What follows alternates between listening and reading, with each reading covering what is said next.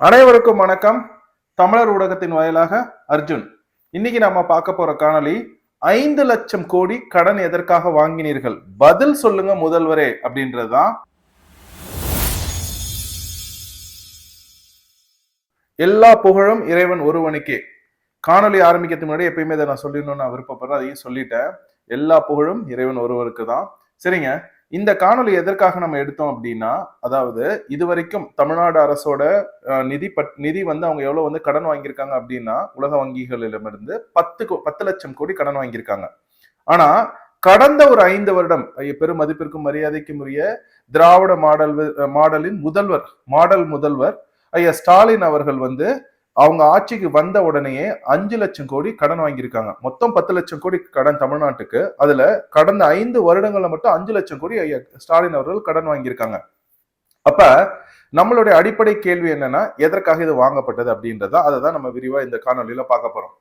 இப்ப நான் தமிழ்நாட்டை பத்தி பேசுறதுக்கு முன்னாடி நான் அமெரிக்காவை பத்தி சில விஷயங்கள் சொல்லணும்னு விருப்பப்பட்டேன். என்ன அப்படின்னா, அமெரிக்காவோட இந்த மாதிரி கடன் அவங்க வாங்கியிருக்கிறது மொத்தமா நீங்க நேஷனல் டெப்ட் அப்படின்னு சொல்றாங்க.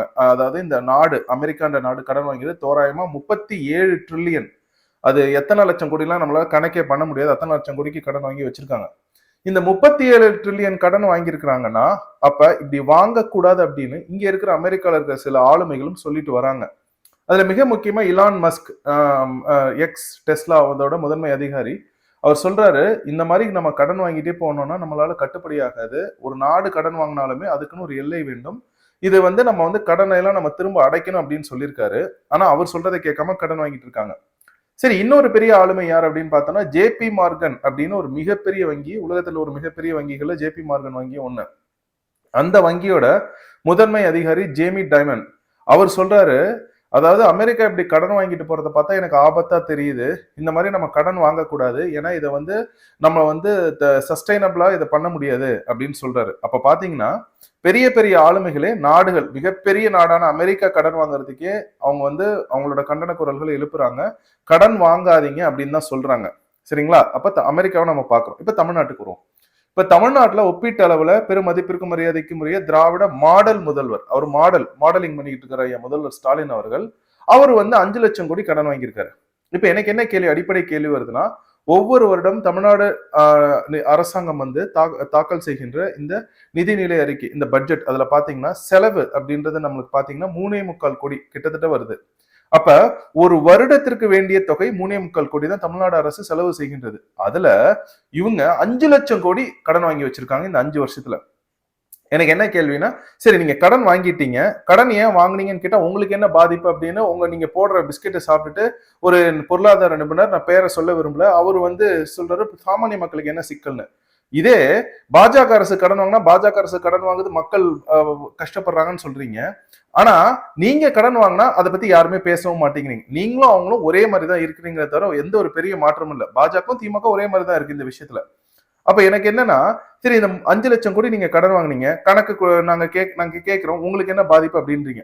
எங்களுக்கு பாதிப்பு ஒண்ணும் இல்லை. ஆனா நீங்க எதை வச்சு கடன் வாங்கினீங்கன்னா, தமிழ்நாட்டை வச்சுதான் கொலேட்ரலா அடமானம் வச்சு கடன் வாங்கியிருக்கீங்க. இப்ப நீங்க கடன் வாங்கினதுக்கு எங்களுக்கு ஒரு வெள்ளை அறிக்கை கொடுங்க அப்படின்றத நான் கேட்க போறேன். ஏன்னா கடன் வாங்குறது உங்களோட கடமை. நீங்க வாங்கிட்டீங்க, நீங்க முதல்வர் ஆயிட்டீங்க. அதுவும் நீங்க எப்படி முதல்வர் ஆனீங்கன்னா, மக்கள் கிட்ட காசு கொடுத்து அந்த காசுல இருந்து வாக்க வாங்கி அதுலதான் நீங்க முதல்வர் ஆனீங்க. அந்த வாக்குகளை வச்சு முதல்வராகி நீங்க 5 லட்சம் கோடி கடன் வாங்கியிருக்கீங்க தமிழ்நாட்டை அடமானம் வச்சு.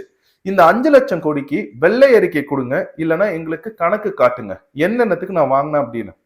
இதை நான் ஏன் கேட்கிறேன்னா, ஒருவேளை நீங்க வந்து இந்த 5 லட்சம் கோடி கடன் வாங்கினோம்ப்பா, இந்த பாரு 17,000 கிராமங்கள் இருக்கு தமிழ்நாட்டுல, நாங்க என்ன பண்ணோம்னா ஒரு நாட்டின் எதிர்காலம் வகுப்பறைகளில் தான் தீர்மானிக்கப்படுகின்றது அப்படின்னு சொல்லியிருக்காங்க.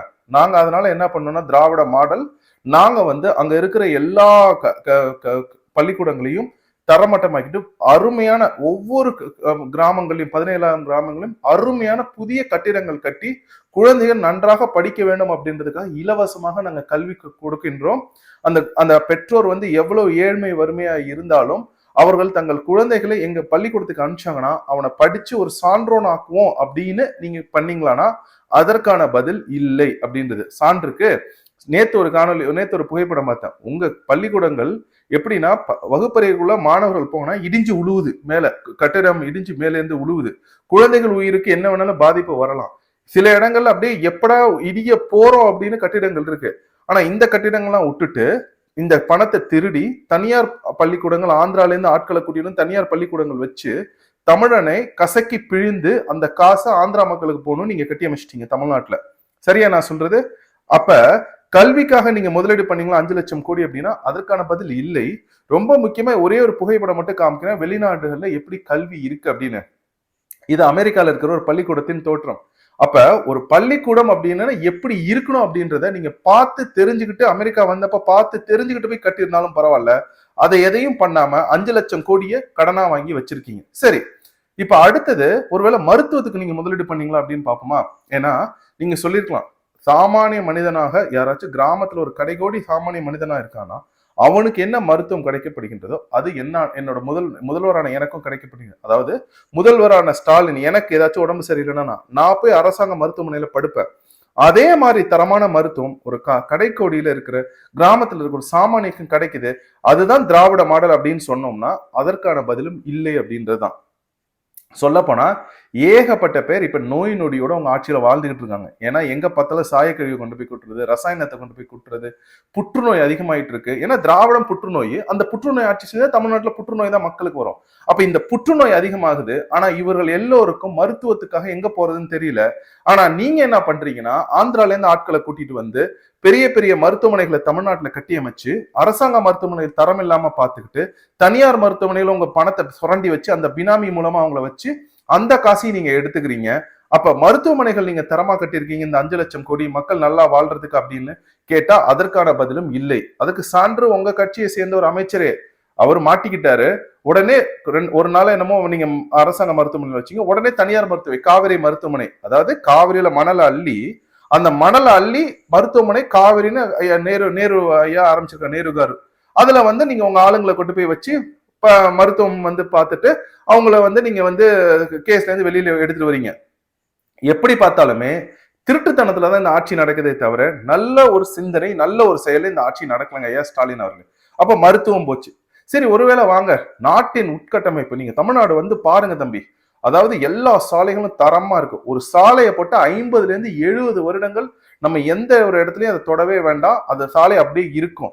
அந்த மாதிரி ஒப்பந்ததாரர்களும் நாங்க ஊக்கத்தொகை தரோம் அப்படின்னு நீங்க ஒரு சாலைகள் அமைச்சு, ஒருவேளை மழை நீர் வடிகாலாம் நாங்க நல்லா கட்டியிருக்கோம். மழை பெஞ்சா உடனே அந்த சாலைகளின் இருபுறத்துலயும் போய் நீர் போய் சேர்ந்துரும். அதை நம்ம மறுசுழற்சி பண்ணி மக்களுக்கு பயன்படுத்த முடியும். அப்படி ஒரு நீங்க சாலை கட்டமைப்போ இல்ல உட்கட்டமைப்போ நீங்க பண்ணிருந்தீங்கன்னா அதற்கான பதிலும் இல்லை அப்படின்றத. ஏன்னா சென்னை மேயர் தங்கச்சி பிரியாவா இருக்கட்டும், அவங்கள ஒரு சும்மா டம்மி மாதிரி வச்சுக்கிட்டீங்க.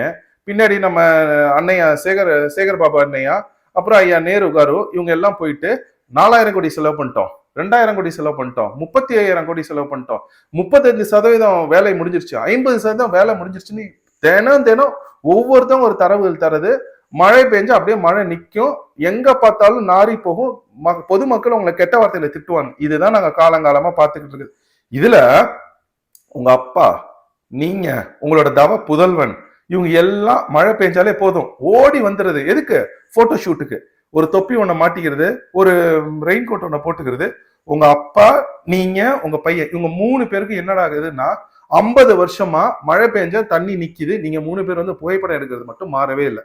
அப்போ ஒரு நாட்டின் உட்கட்டமைப்பை நீங்க மாத்தி சரியான சாலைகள் போட்டிட்டீங்க, குடிநீர் வடிகால் வாரியம் சரியா அமைச்சிட்டீங்க, மழை நீர் ஓடி போய் சேர்றதுக்கு பணம் செலவு பண்ணீங்கன்னா அதுக்கான பதிலும் இல்லை அப்படின்றதான். அப்ப கல்வி போச்சு, மருத்துவம் போச்சு, நாட்டின் உட்கட்டமைப்பு போச்சு. சரி வாங்க, ஒருவேளை வேளாண்மையில எதுவும் முதலீடு பண்ணிருக்கீங்களா? இப்ப வேளாண்மை அப்படின்றது நீங்க பிற்போக்குத்தனம் அப்படின்னு சொல்றீங்க. தமிழ்நாட்டுல இருந்துகிட்டு வேளாண்மையை பிற்போக்குத்தனம்னு சொல்றதுக்கு ஒரு முதல்வருக்கு என்ன தகுதி இருக்கு அப்படின்றது. ஒரு கரும்பு காட்டுக்குள்ளார நீங்க எப்ப கான்கிரீட் கலவையை கொட்டிட்டு அதுல நீங்க ஷூ போட்டு நடந்து போனீங்களோ அப்பவே எங்களுக்கு தெரிஞ்சிச்சு நீங்க எந்த அளவுக்கு வேளாண்மையை மதிக்கிற ஒரு கூட்டம் அப்படின்ட்டு. அப்ப நீங்க என்ன பண்றீங்க அப்படின்னா, நான் என்ன பண்ணேன், வேளாண்மை பார்த்தா எங்க பார்த்தா ஒரு சிக்கலா இருந்துச்சு, சாயக்கழிவுலாம் நிறுத்தினேன். எல்லா வேளாண்மை செய்யறவங்களுக்கும் புதிய தொழில்நுட்பம் நெதர்லாண்ட்ஸ் மாதிரி பண்ணி அவர்கள் வேளாண்மையை உற்பத்தியை பெருக்கி அவர்களுக்கு வெளிநாடுகளுக்கு ஏற்றுமதி பண்றதுக்கு நான் ஒரு கட்டமைப்பை ஏற்படுத்தியிருக்கேன். அர்ஜுன், அமெரிக்கா நீங்க நான் வந்தப்ப இதைதான் நம்ம அமெரிக்கால பேசி எங்கள் வேளாண் விளை பொருட்களை நீங்க இறக்குமதி செய்யணும்னு சொல்லியிருந்தீங்கன்னா நீங்க ஒரு நல்ல முதல்வர். ஆனா வெறும் மாடல், பேர்லயே மாடல் இருக்கு, மாடலா நீங்க போயிருக்கலாங்க. நிஜமாலே சொல்றேன், மாடல் அப்படின்னு பேர் வச்சுட்டு வேளாண்மை பிற்போக்குத்தனம் அப்படின்னு சொல்றீங்க. அப்பனா நீங்க என்ன சொல்றீங்கன்னா, தமிழன் பல ஆயிரம் ஆண்டுகளாக வேளாண்மை செஞ்சு தெற்காசியா முழுக்க கொண்டு போய் அந்த மக்களுக்கும் வேளாண்மை கற்றுக் கொடுத்த ஒரு இனத்தை நீங்கள் பிற்போக்குவாதிகள் அப்படின்னு நீங்க சொல்றீங்க. நீங்க வேணா ஒண்ணு பண்ணுங்களேன், வேளாண்மை என்பது பிற்போக்குத்தனம்னு ஒரே ஒரு மேடையில நீங்க தைரியம் இருந்தா பேசிருங்க பாத்துருவோம். தமிழ்நாடு அரசின் முதல்வர் வேளாண்மை ஒரு பிற்போக்குத்தனம் அப்படின்னு சொல்லிட்டு சொல்லுங்க பாப்போம். ஏன் உங்களுக்கு திருக்குறளும் தெரியாது, திருவள்ளுவர் யாரும் தெரியாது. உழுதுண்டு வாழ்வாரே வாழ்வார், மற்றவரெல்லாம் தொழுதுண்டு பின் செல்பவர் அப்படின்னு வள்ளுவர் சொல்றாரு இல்லையா?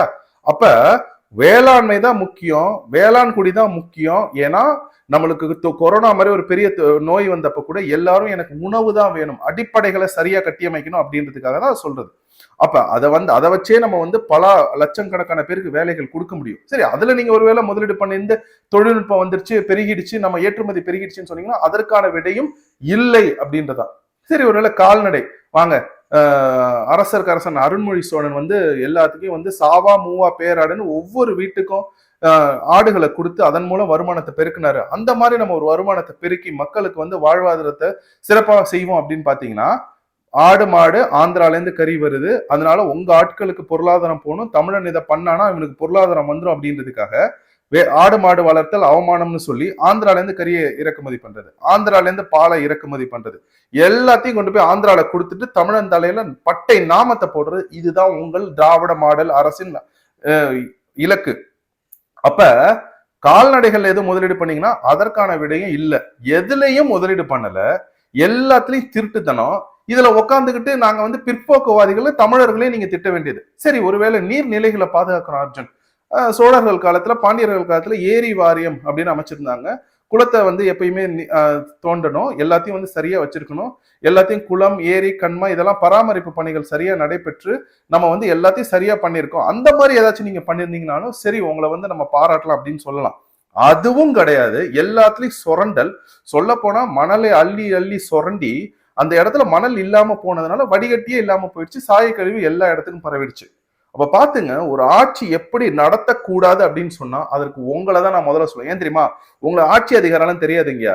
வரீங்க காலையில ஷூட்டிங், நீங்க எங்கடா எனக்கு ஷூட்டிங், ஓ இந்த நடிகரோட ஷூட்டிங்கா, அந்த நடிகர் ஏதாச்சும் விழாக்கு போனான்னா அவர் பக்கத்துல போய் நின்று புகைப்படம் எடுத்துக்கிட்டு ஒரு முதல்வர், ஒரு நாட்டின் முதல்வர் நடந்துக்கிறது எடுத்துக்கிட்டு அதை புகைப்படங்கள் எல்லா ஊடகங்களையும் போட்டுறது. இன்னைக்கு என்னடா ஷூட்டிங், ஓ இன்னைக்கு இந்த கிரிக்கெட்டரோட ஷூட்டிங், அந்த கிரிக்கெட்டர் கிட்ட போறது, கிரிக்கெட்டர் அவர் விளையாடுறப்ப அவர் சொல்றாரு, தமிழ்நாட்டிலே இதுதான் இந்தியாவில மிக சிறந்த மாநிலம் தமிழ்நாடு தான் அப்படின்னு ஏதாச்சும் ஒரு பொய் அதை உடனே விளம்பரமா போட்டுட்டு உட்கார்ந்துடுறது. கேட்டா எனக்கு எதிரிகளே இல்லையா? எப்படி எதிரி இருப்போம்? உங்களுக்கு சுத்தி என்ன நடக்குதுன்னு தெரிஞ்சாதானே எதிரிகளே இல்லைன்னு சொல்லுவீங்க. ஐயா, நான் ஒன்னு சொல்றேன், தப்பா எடுத்துக்கிறீங்க. காலையில ஏந்திரிச்சு ஷூட்டிங் எங்க போவோம் அப்படின்னு கேக்குது திரைத்துறையில இருப்போங்க. காலையில ஏஞ்சி மக்களுக்கு என்ன பிரச்சனை, நம்ம சிக்கல்களை எங்க தீக்கணும், என்ன பிரச்சனை, எது முதன்மையான பிரச்சனை, அந்த இடத்துக்கு போய் நம்ம சிக்கலை தீர்த்து வைப்போம், இல்ல நம்ம அரசு அதிகாரிகள் அங்க அனுப்பிச்சு தீர்க்க வைப்போம்னு நினைக்கிறாங்க பாருங்க. அவர் தான் முதல்வரா இருக்கணும். நீங்க திரைத்துறையில இருக்க வேண்டிய நம்ம ஊர்ல முதல்வர் ஆகிட்டு எங்களை போட்டு நாசம் பண்ணிக்கிட்டு இருக்கீங்க. அப்ப கல்வி, மருத்துவம், வேளாண்மை, நாட்டின் உட்கட்டமைப்பு, அதே மாதிரி நீர்நிலைகள் பாதுகாத்தல், இது எதுவுமே இல்லைங்கயா. ஆனா 5 லட்சம் கோடி எதுக்கு கடன் வாங்கினீங்க? எனக்கு புரியல. எதுக்காக நீங்க கடன் வாங்கினீங்க? இந்த 5 லட்சம் கோடி கடன் வாங்கியிருக்கீங்க. மின் கட்டண உயர்வு, சரி மின் கட்டணத்துக்கு வாங்க. இப்ப நான் தமிழ்நாட்டுக்கு என்ன பண்ண போறேன்னா, எப்ப பார்த்தாலும் நான் யார்கிட்டயோ வாங்கி ப்ரொக்யூர்மெண்ட் கொள்முதல் பண்ணாம நான் எப்படி தமிழ்நாட்டை மின்மிகை மாநிலமாக மாற்றுறது, உடனே போய் வேளாண் நிலங்கள்ல அந்த ராட்சச விசிறியை போட்டுறது.